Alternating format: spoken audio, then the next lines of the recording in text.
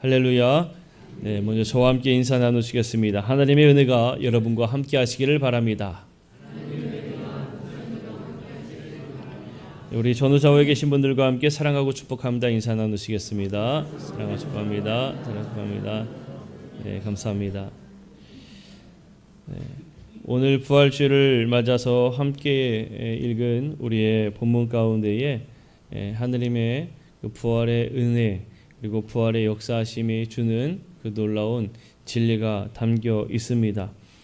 본문의 안식 후 첫날에 여인들이 예수님의 시신의 발을 향품을 들고 예수님께서 누우셨던 그 무덤을 찾았지만 그러나 예수님은 거기 계시지 않고 부활의 소식을 전해 듣습니다. 그리고 여인들이 부활 소식의 첫 증인들이 되는 그 내용이 오늘 본문 가운데 담겨 있는 것을 볼 수가 있습니다.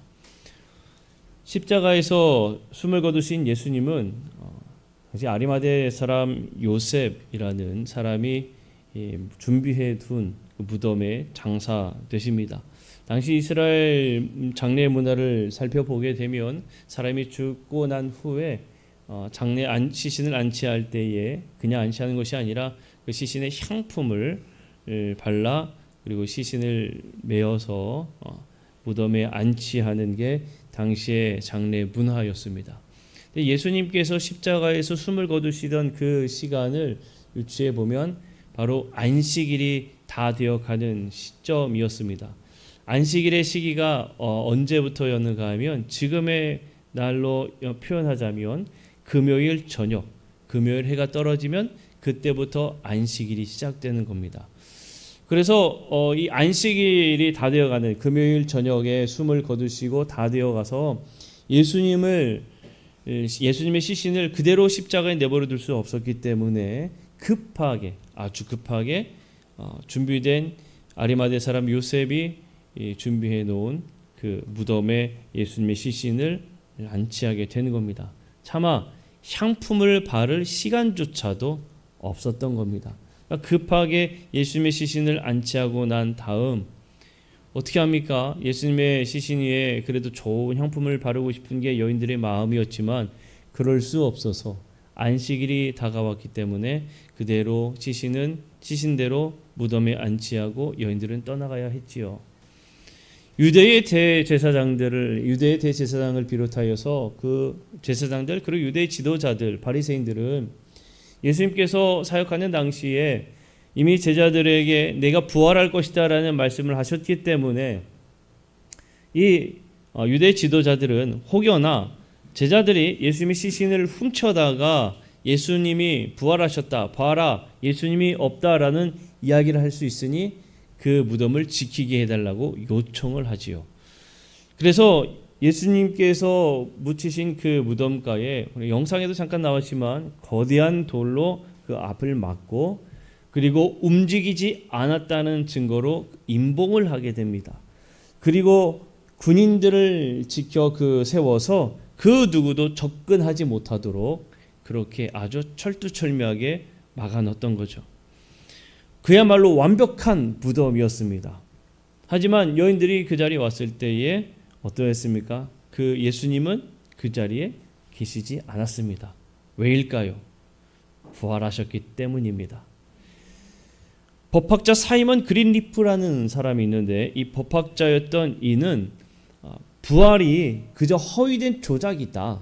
그리고 그냥 소문에 불과하다라는 것을 증명하고 싶었습니다. 그래서 이 사이먼 그린리프는 이 부활이 조작된 이야기라는 것을 밝히기 위해서 법정의 심리 방식을 사용해서 성경 곳곳에 쓰여져 있는 진술들을 하나하나 따져보기 시작했습니다. 분명히 이것이 허위되었고 조작되었다면은 그 진술들 가운데에 작은 틈이 있을 것이고 그리고 분명한 오류가 있을 것이라는 생각으로 하나하나 성경에 나와 있는 진술들을 따져보기 시작했습니다. 그런 사이먼 그린리프가 마지막에 내린 결론이 무엇이었을까요? 바로 예수 그리스도께서는 실제로 부활하셨다라는 겁니다. 허위일 것이다 라는 생각으로 그 진술을 따져보았지만 오히려 그 진술들은 하나 거짓 없는 확실한 증거였고 확실한 이 시대의 증거들이라는 것을 오히려 확신하게 되는 증거가 된 것이죠. 그러니 예수님의 부활은 그저 기록된 이야기가 아니라 확실한 증거라는 사실을 우리에게 말해주고 있습니다. 예수 그리스도의 부활이 사실이라면 우리에게 있어서 참 귀한 너무나 고마운 이야기가 하나가 되는데 그것이 무엇이냐? 바로 우리에게도 부활 생명이 있다는 것 또한 사실이다라는 이야기입니다. 예수 그리스도의 부활이 사실이면 우리에게 있을 부활의 생명 역시 사실이라는 것을 증명해주고 있는 것입니다.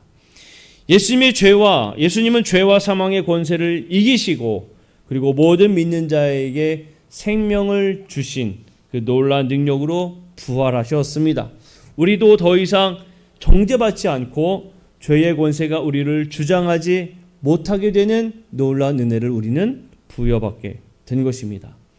뿐만 아니라 이젠 죄의 유혹도 이길 수 있게 되었고 예수님의 부활을 믿는 믿음의 사람들은 그 부활 생명으로 말미암아 성도는 약한 자가 아닌 강한 자로 설 수 있게 된 것입니다. 바로 예수님의 부활 생명이 우리들 또한 죄를 이기고 세상을 이길 수 있도록 우리를 강하게 해준다는 사실입니다.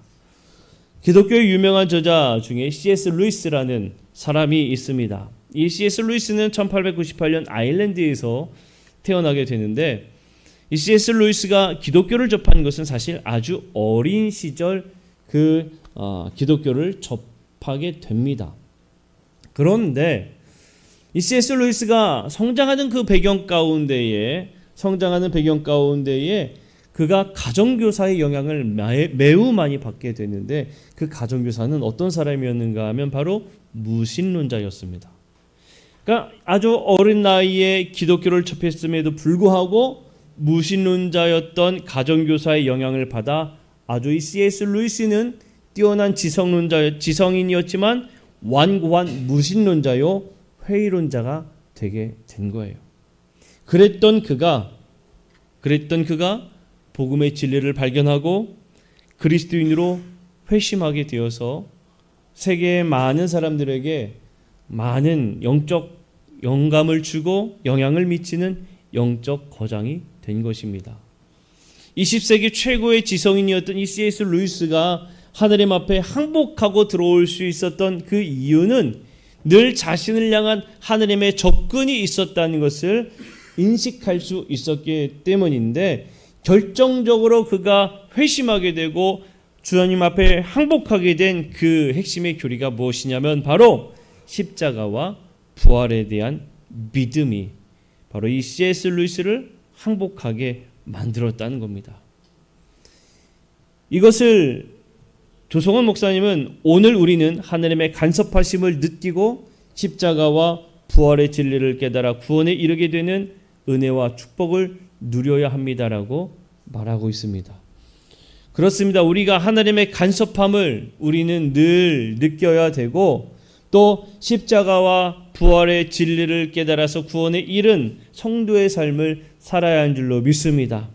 그리스도인들에게 기쁨이 넘치는 그 놀라운 비결은 어디에서 비롯되느냐? 예수 그리스도의 부활이라는 그 소식에서 비롯된다는 사실을 여러분 기억하시기를 바랍니다. 예수님의 그 부활의 소식은 부활의 능력이 그저 들린 소문으로 끝나는 것이 아니라 내가 그 부활의 복음을 듣고 믿음으로 고백하는 순간 예수님의 부활은 이젠 더 이상 예수님의 부활로 끝나는 게 아니라 나의 부활로 이어지는 믿음이 있기 때문에 그제서야 우리는 기뻐할 수 있게 된다라는 겁니다. 우리는 모두 다 부활 생명을 가진 사람인 줄로 믿습니다. 우리도 영광스러운 몸으로 부활할 것입니다. 더 이상 죄와 싸울 필요도 없고요. 아픔과 슬픔이 있는 이 땅 가운데에 아등바등 살 게 아니라 오히려 아픔도 슬픔도 없는 영원한 안식을 누리는 부활의 몸을 갖는 우리는 소망을 가지고 살아가는 줄로 믿습니다. 이것이 바로 참된 복된 소식이라는 거예요. 부활의 소식은 다름이 아닙니다. 예수님께서 말씀하신 그 말씀이 실제로 이루어졌다라는 것을 몸소 보여주신 게 부활의 소식입니다. 그저 그 말씀이 말씀으로 끝나는 게 아닌 실제로 이루어진 그 결정적 증거가 바로 부활의 소식이다라는 거예요. 제자들과 여인들은 예수님이 죽었을 때에 그때 아마 그들은 매우 큰 좌절을 느꼈을 터이고 큰 실패감을 안고 있었을 것입니다. 그들이 믿고 따랐던 예수님이 죽었구나라는 생각에 그들은 곳곳에 숨어 그 누구도 찾지 못한 그러한 두려움 가운데 떨어 살았던 사람들입니다. 그러나 부활의 소식을 접하고 그 부활의 확신을 듣고 이 여인들이 먼저 자신 있게 그 소식을 전하기 시작한 겁니다. 예수님 부활의 그 소식을 들은 그 믿음이 제자들에게 들어가기 시작했을 때에 예수님의 체포 당시에 뿔뿔이 흩어져서 잡힐까 두려움에 떨던 제자들도 부활의 믿음으로 기꺼이 죽음까지 마다하지 않는 담대한 복음의 전달자가 되었다는 것을 우리는 볼 수 있습니다. 부활 신앙은 하나님 나라에 대한 소망을 품고 현재 이 땅 가운데 안주하는, 현재 이 땅 가운데 살아가고 있는 생존에 연연하는 그런 삶을 더 이상 살지 않도록 우리를 인도합니다. 나이와 학력과 건강과 상관없이 실패를 두려워하지 않고 하나님 나라를 위해 이제 앞으로 한 걸음 한 걸음 나아가는 희망을 안고 살아가도록 우리를 인도한다는 사실입니다. 독실한 신자였던 구상이라는 이름의 시인이 있습니다. 구상이라는 이름의 시인. 구상이라는 이 구상 시인의 시 중에 오늘이라는 제목의 시가 있어요. 오늘. 이 시에는 부활과 영생에 대한 깊은 신앙 고백이 담겨 있습니다. 제가 한번 읊어드리고자 합니다. 여러분 한번 잘 들어보세요. 오늘도 신비의 샘인 하루를 맞는다. 이 하루는 저 강물의 한 방울이 어느 산골짝 옹달샘에 이어져 있고 아득한 푸른 바다에 이어져 있듯 과거와 미래와 현재가 하나다. 이렇듯 나의 오늘은 영원 속에 이어져 바로 시방 나는 그 영원을 살고 있다. 그래서 나는 죽고 나서부터가 아니라 오늘부터 영원을 살아야 하고 영원에 합당한 삶을 살아야 한다. 마음이 가난한 삶을 살아야 한다. 마음을 비운 삶을 살아야 한다. 부활신앙을 가진 사람의 고백은 오늘 살아가는 이 하루의 오늘이라는 이 삶이 그저 오늘 끝나는 하루의 삶으로가 아니라 바로 영원한 삶에 이어지는 그 삶이라는, 즉 영원한 삶으로의 연장선으로 우리가 바라보는 그 삶이 된다는 것을 그는 믿음으로 고백하고 있다는 겁니다. 여러분, 우리는 이 믿음을 갖고 살아야 하는 줄로 믿습니다. 오늘 하루도 오늘 하루로 끝나는 것이 아니라 이 하루는 영원한 하나님의 나라를 살아가고자 하는, 그 준비하고자 하는 바로 연장선에 있음을 여러분 믿음으로 살아가시기를 축복합니다. 자, 하나의 이야기를 들려드리고 말씀을 정리하고자 해요. 닉 이젤의 위기 장대 끝에 매달려 맛보는 진한 은혜라는 책에 실린 내용입니다. 제레미라는 아이의 이야기인데요. 제레미는 태어날 때부터 장애를 안고 있었습니다. 12살이 되었음에도 불구하고 여전히 어린 2학년과 같은 모습을 가지고 있었고 학습 능력은 전혀 없어 보였던 아이였습니다. 그의 담당 교사는 도리스 밀러라는 선생님이었는데 제레미 때문에 이 도리스 밀러는 매우 속상한 일들을 많이 겪고 있었습니다. 왜냐하면 이 제레미는 정상이 아니라는 것을 알았겠죠. 자리에 가만히 있지 않고요. 몸을 꿈틀대거나 침을 질질 흘리면서 동물 같은 괴상한 소리를 수업 시간 내내 계속 내는 거예요. 와 하면서. 그러니까 수업에 전혀 집중할 수도 없고 아이들에게도 상당히 많이 방해가 되고 있었습니다. 자, 그러던 어느 날이에요. 부활절이 다가오는 밤, 밀러 선생님이 학생들에게 부활하신 예수님에 대해서 이야기해주며 숙제를 하나 내줍니다. 숙제는 뭐냐? 커다란 플라스틱 계란, 플라스틱으로 만든 계란 안에 예수님이 부활하셨으니 새 생명을 의미하는 물건을 하나씩 담아와라. 이게 숙제였어요. 다음 날 19명의 그 반 학생들이 학교에 왔습니다. 어떤 아이는 계란 안에 꽃을 담아왔고요. 어떤 아이는 계란 안에 나비를 담아왔습니다.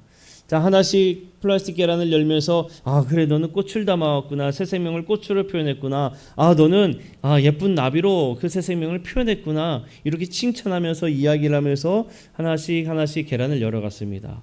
그런데 네 번째 계란을 열었을 때에 밀러 스님은 할 말을 잃었어요. 왜였을까요? 계란이 비어 있었던 겁니다. 계란 안에는 아무것도 없었어요. 이 계란을 열고 이 밀러 선생님은 분명히 알았습니다. 이 계란은 제레미의 것이구나. 잠시 조용히 침묵을 유지하던 밀러 선생님은 조용히 다음 계란으로 넘어가려고 했습니다. 그때 이 제레미가 손을 들면서 얘기합니다. 밀러 선생님, 제 계란에 대해서는 왜 아무 설명도 하지 않으세요? 라고 이야기를 하자 밀러 선생님은 당황하게 되지요. 그러면서 이야기를 해요.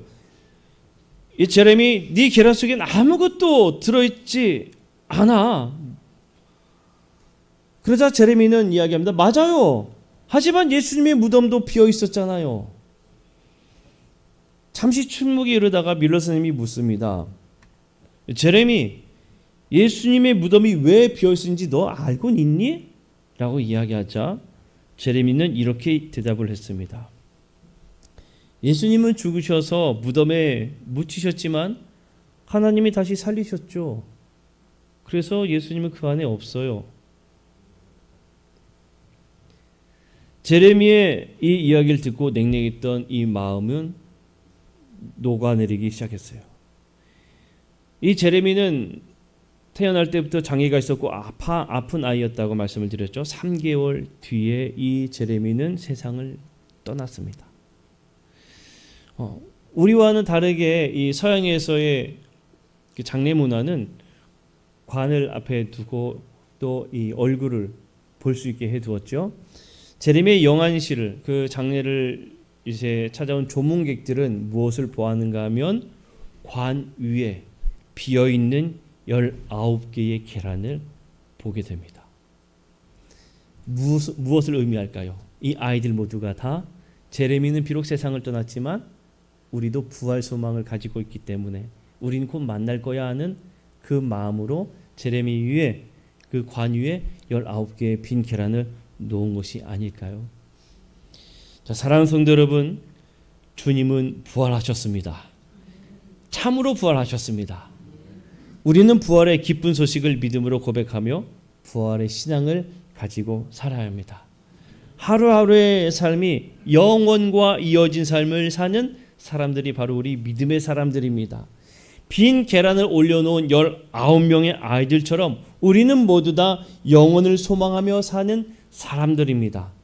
죽음까지도 이기신 부활의 능력이 믿음으로 고백하는 성도들 가운데에 나타날 줄로 믿습니다. 그렇기 때문에 우리는 이 삶을 기쁨으로 살아야 합니다. 우리는 이 삶을 담대히 살아가야 합니다. 부활의 능력을 마음껏 누리며 사는 우리 모든 성도들이 되어야 할 줄로 믿습니다. 특별히 오늘 부활의 주일 우리가 모두 다 부활하신 주님의 그 소식을 내 마음으로 간직하고 믿음으로 고백하여서 부활의 능력을 마음껏 누리며 사는 우리 성도들이 되시기를 주님의 이름으로 간절히 축복합니다. 우리 함께 말씀을 생각하면서 함께 기쁨으로 지금도 살아 역사하시는 하느님을 찬양하기를 원합니다. 살아계신 주 우리 함께 1절만 반복하여 함께 찬양하겠습니다.